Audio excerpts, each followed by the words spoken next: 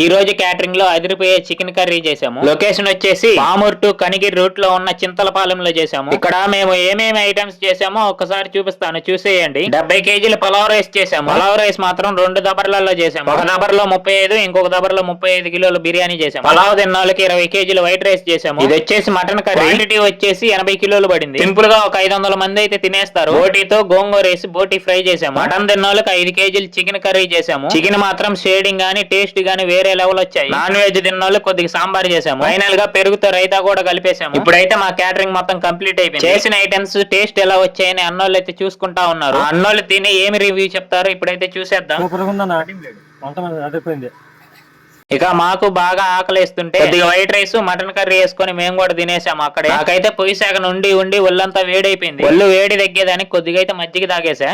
ఇడు నా ఫాలోవరు, ఇన్స్టాలో రీల్స్ చూసి నా దగ్గరికి వచ్చిండు. మంచోడు, లైక్ కొట్టండి.